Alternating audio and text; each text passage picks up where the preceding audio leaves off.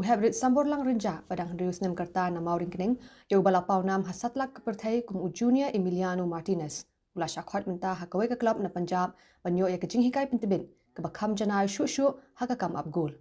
Ya kini la pentib de kami Uhebrit sambor lang ikong kintiu lang renja iplayat hu bakadan ke klub klem da jer kerteng pat ke ke klub EU ke balapan ya sambor lang bensimti hakapan sandur ya ke lawe jong hakakam abgol.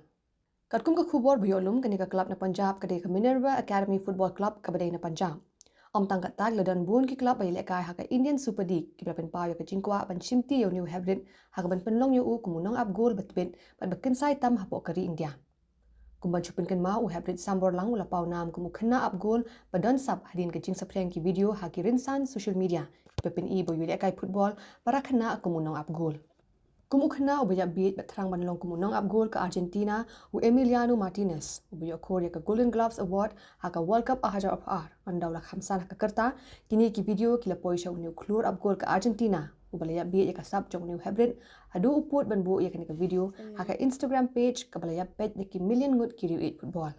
Halor kani ka jing terwa ke Minerva FC Academy ke ying kesem jong sambar lang badringkat ki bor penyat nong jong kamauring keneng kilo ang bakin syong perkat na ka benta bensim ya karai lakin pa nikin om pa ya sambar lang syaka Minerva FC Academy hadin mikayo ya ka jing penchai ke babenia no kino penyat jong ketika klub dak babu Ahmad ya ka jing long jong man jong Hebrid sambar lang namar udang don Rius nem kerta haduk menta ka ying kesem jong sambar lang kampat la bensim ya karai hendak lapin krepat ban penbiang ya baro ki kot kisla jong new Hebrid. Just unearthed and found a superb gem. 6-year-old Sambarlang, goalkeeper. In fact, looks like a pro. I never in my life saw a goalkeeper at that age have the kind of skills this boy has. He already has the basics right. Just needs a little fine-tuning. In fact, we think we can convert him into one of the world's best goalkeepers at Minerva. See, what happens is what is required now. If he does not get proper training, even though he being so talented, I would call Messi-like talent. At this age, from this age till the senior age, he'll get wasted. The talent will get wasted. The talent has to work hard, and that is why the talent will succeed.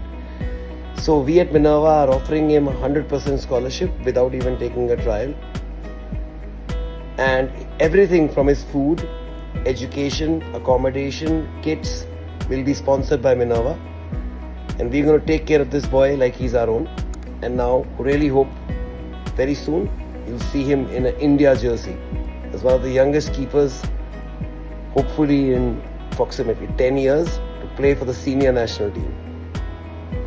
Tahdin kin ong bansya nila don ke klub wan pan bi tengah ngarok ke kemi ngong ai bet haba ukwa udon sap ye kata te ai bet bam don ke klub ba fun kum tu na tai na ko Punjab phawan te ngarok tieng ye don chinglut ching step te mon mar nga te ngam don rama ai te ye kren pha bat tu we u kun tu men te ong ne lut ma uro kha phawan ye u sambor te te ngate bo kwa ikani football te ngarok pensulur ai mesin de kanehi ngapha hi banle